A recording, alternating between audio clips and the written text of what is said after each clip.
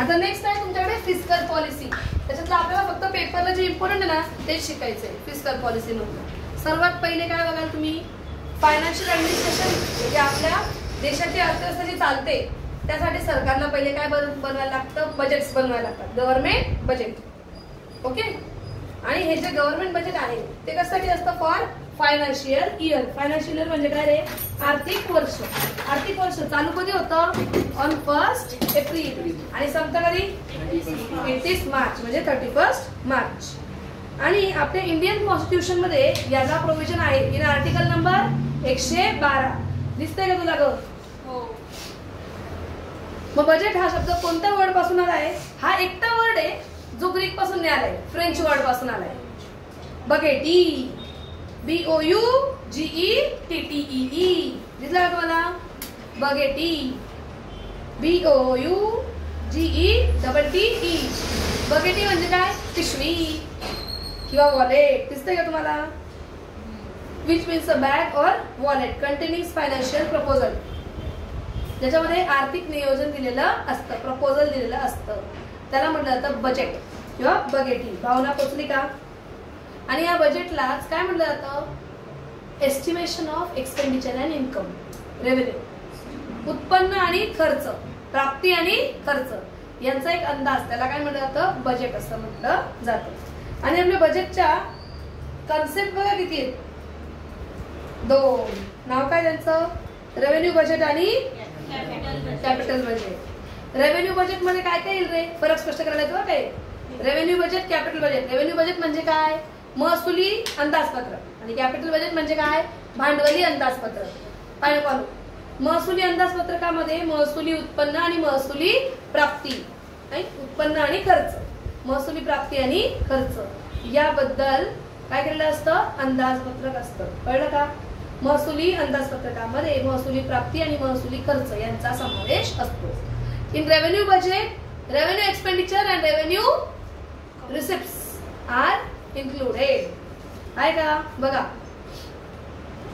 सापडले का, revenue receipts and revenue expenditures. पहिलीच लाईन आहे, it consist of revenue receipts and revenue expenditure. महसुली प्राप्ती आणि महसुली खर्चाचा यात समावेश होतो. दिसलं का? रेव्हेन्यू रिसिप्ट मध्ये काय काय येतं जे आपण काल शिकलो होतो, टॅक्स, नॉन टॅक्स. दिसले का? कर आणि करेतर उत्पन्न हे आहे काय, महसुली महसुली प्राप्ती, कर आणि कर उत्पन्न आणि करेतर उत्पन्न हा सरकारचं काय आहे. लाईन दिसली का नाही तुला ती, revenue receipts are divided into tax and non tax revenue. महसुली प्राप्तींमध्ये कर आणि करेतर उत्पन्नाचा समावेश होतो. मग झोपेत नका राहा, जागे राहा, म्हणून ब्रेक दिला तुम्ही 2 तासाचा तुम्हाला. नेक्स्ट आहे revenue expenditure comprises of interest paid on government borrowings, subsidies, grants to given to state government. म्हणजे सरकार ना, हे बघा तुम्ही जे कर्ज घेता त्या कर्जावरचं जे व्याज फेडलं जातं तो आहे सरकारचा रेव्हेन्यू एक्सपेंडिचर, महसुली खर्च. कळलं? आणि सरकार जी मुद्दल रक्कम फेडतं तो सरकारचा कोणता खर्च आहे, भांडवली खर्च. भांडवलीला इंग्लिश मध्ये काय म्हणतात, कॅपिटल एक्सपेंडिचर. एवढं कळलं? नक्की रेव्हेन्यू आणि कॅपिटलचा अर्थ कळला हो की नाही? नक्की. ठीक आहे. आणि मग कॅपिटल बजेट म्हणजे काय रे, चला, capital budget consist of capital receipts and capital expenditure. भांडवली अंदाजपत्रकामध्ये भांडवली प्राप्ती आणि भांडवली खर्चांचा समावेश होतो. आहे का? असं काय झालंय तुमच्या तोंडाला सगळ्यांच्या, सोपं काढताय तुम्ही नाही ना? भांडवली अंदाजपत्रकामध्ये भांडवली प्राप्ती आणि भांडवली खर्चांचा समावेश होतो. Capital expenditure and capital receipts both are constituents of what, both are included in capital budget. हे भांडवली अंदाजपत्रकामध्ये इन्क्लूड असतात. कळलं का? इकडच्या पेजवर दिलेलं आहे तुम्हाला रिसिप्ट बद्दल आणि मागच्या पेजवर दिलंय एक्सपेंडिचर बद्दल. कोणती कॅपिटल एक्सपेंडिचर इकडे नाही, रिसिप्ट इकडे आणि कॅपिटल एक्सपेंडिचर मागे. बस पटकन. Capital receipts are government loan raised from public and the reserve bank of India. Capital receipt मध्ये सगळ्यात पहिलं काय येतं? सरकारने लोन घेतलं. कुणाकडनं? देशाच्या लोकांकडनं किंवा RBI कडनं. पहिला पॉईंट कळला. अजून सरकार कुठून लोन घेतं रे? फॉरेन गव्हर्नमेंट कडनं. आणि सरकार अजून पैसा कुठून उभा करतो माहितीये? BSNL होतं पहिले, VSNL सरकारचं होतं. सरकारने ते विकलं कुणाला? प्रायव्हेट इंडिव्हिज्युअल्सला. म्हणजे त्यांची इन्व्हेस्टमेंट त्यांनी काय केली? लोकांना देऊन टाकली आणि त्यांच्याकडनं पैसे घेतले. डिसइन्व्हेस्टमेंट, निर्गुंतवणूक आहे का? असं सरकारी क्षेत्रामधील निर्गुंतवणूक डिसइन्व्हेस्टमेंट आहे ना? काय नाही म्हणतो? डिसइन्व्हेस्टमेंट इन पब्लिक सेक्टर्स आहे का नाही? झोपेत राहू नका. मी तेच तर सांगते ना, झोपेत जागे मारत तर शिकवायला अर्थ आहे काहीतरी. सापडलं का निर्गुंतवणूक? आहे राजा त्याच्यामध्ये. दे इकडे पुस्तक. शक्यच नाही असं पुस्तक. दे इकडे पटकन.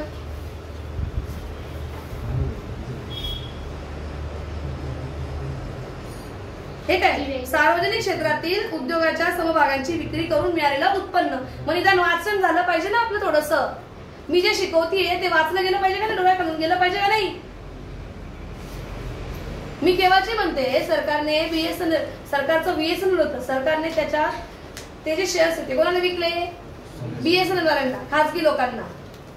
आहे की नाही? यालाच काय म्हणलं जातं? निर्गुंतवणूक म्हणलं जातं. कळलं का? नीट पहिले मांडी घालून बसा.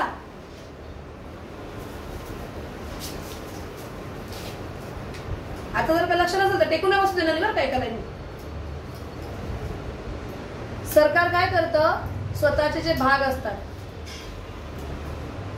स्वतःचे जे शेअर्स असतात ते शेअर्स कोणाला विकतात? प्रायव्हेट इंडिव्हिज्युअल्सला, म्हणजे खाजगी लोकांना. आणि खाजगी लोकांना भाग विकले त्यांना काय मिळणार आहे? पैसा मिळणार आहे. छोट्या प्रमाणात का मोठ्या प्रमाणात? मोठ्या प्रमाणात. एवढी मोठी विदेश संचार निगम लिमिटेड, एवढी मोठी BSNL ची कंपनी त्यांनी BSNL वाल्यांना विकली. म्हणजे त्यांनी काय केलं?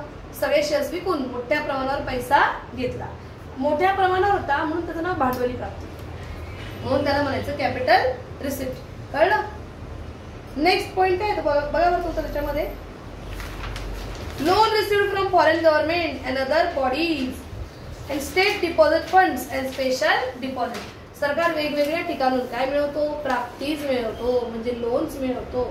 म्हणजे सरकारने फॉरेनच्या गव्हर्नमेंटकडनं पण लोन घेतलं. ते छोटे छोटे असणार आहे का अमाऊंट? का मोठी?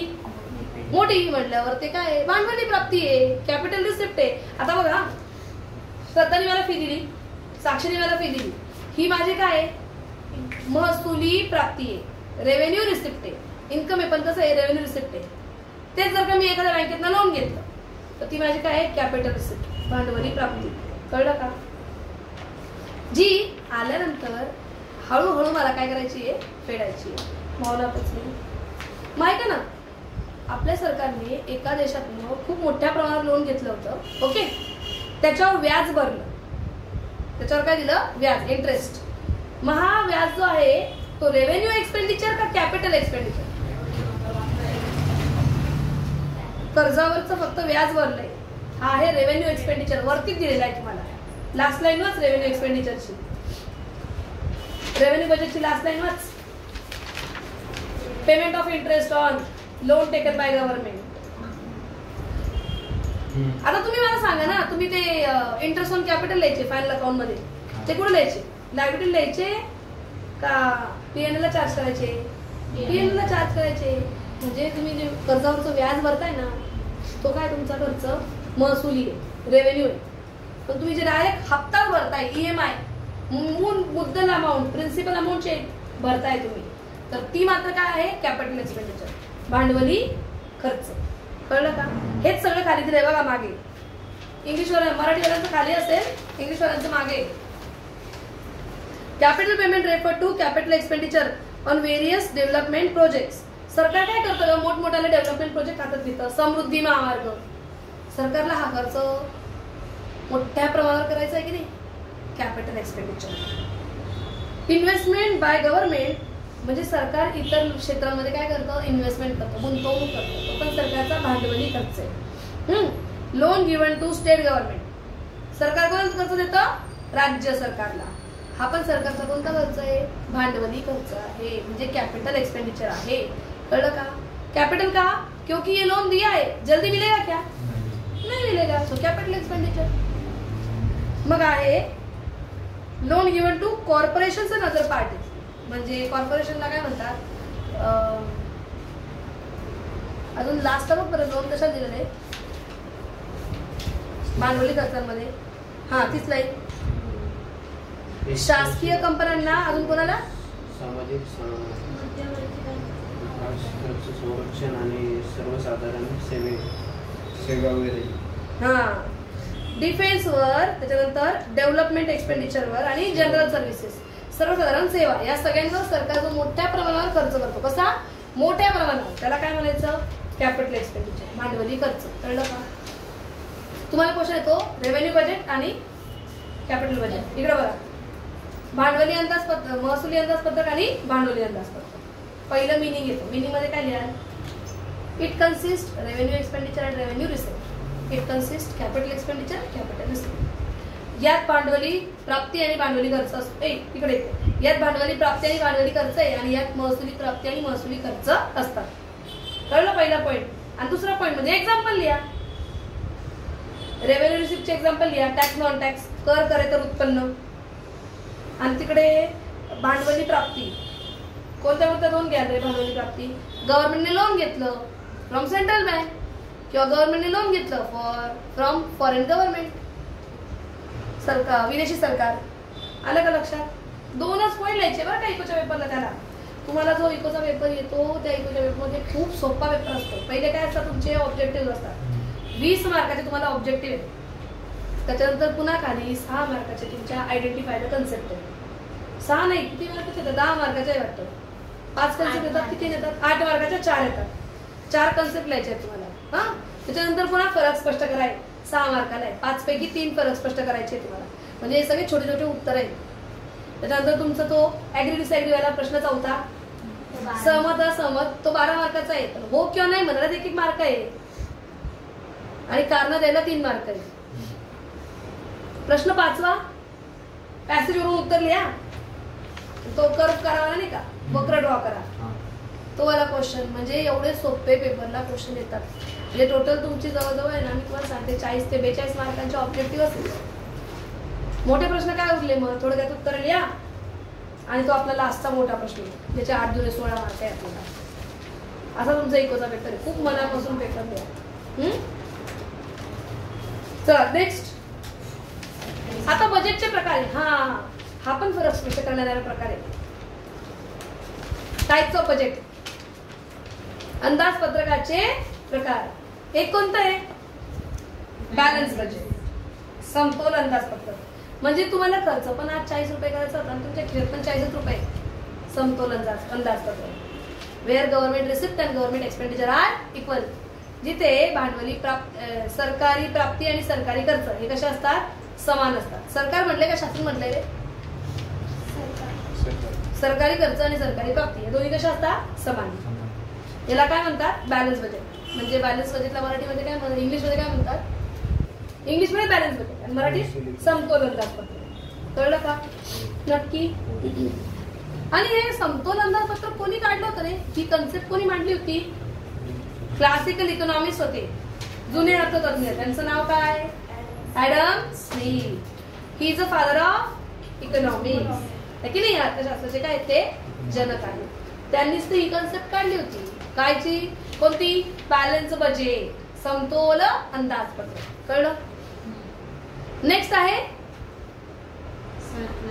Surplus budget. म्हणजे कोणतं अंदाजपत्रक? शिल्कीचे अंदाजपत्रक. म्हणजे ना तुम्हाला खर्च करायचा तर 5 रुपये आणि तुमच्या खिशामध्ये आहे 50 रुपये. याला काय म्हणायचं? समतोल अंदाजपत्रक. शिल्कीचे अंदाजपत्रक म्हणजे काय? Surplus budget. इथे कसं म्हणणार तुम्ही? Where government receipts are more than government expenditure.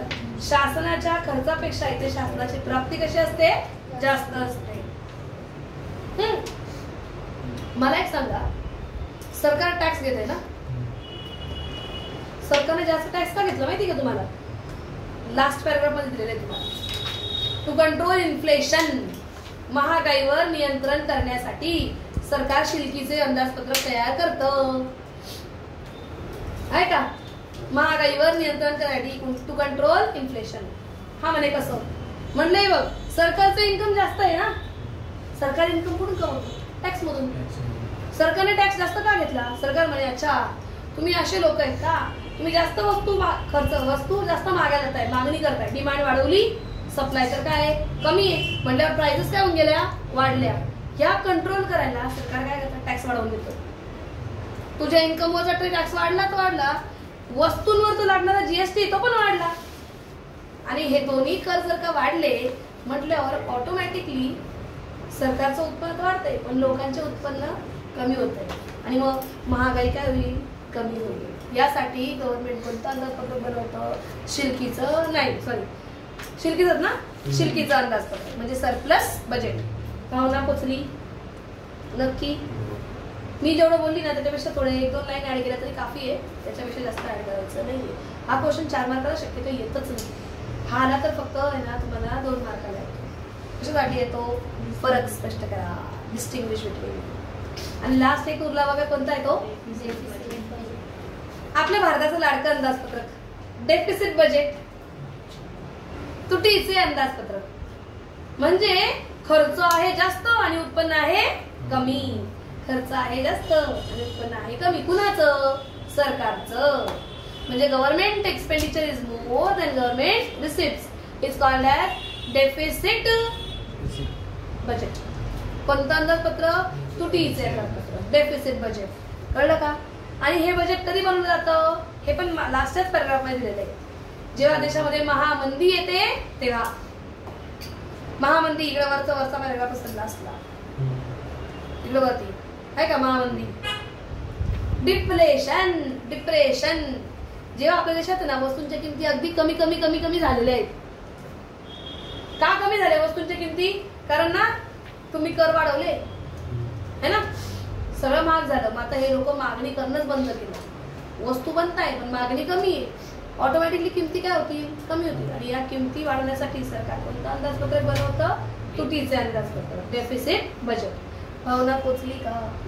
तो फॉर्म्युला महत्वाचा आहे, लिहायचा पण आणि फॉर्म्युला पण लिहायचा. कळलं का? नक्की? फॉर्म्युला माहिती ना, फॉर्म्युला म्हणजे त्यांनी फक्त लिहिलंय ते समजते का तुम्हाला? This is bigger than this. इकडे बघा, government receipts and government expenditure both are same. Balance budget, समतोल अंदाजपत्रक. Government receipts are more than government expenditure. Surplus budget म्हणजे शिल्कीचे अंदाजपत्रक. आणि याच्या उलट government receipts are less than government expenditure. याला काय म्हणतात? डेफिसिट बजेट म्हणजे तुटीचे अंदाजपत्रक. भावना पोचली का? नक्की? इथे तुमचा हा लेसन होतो समाप्त.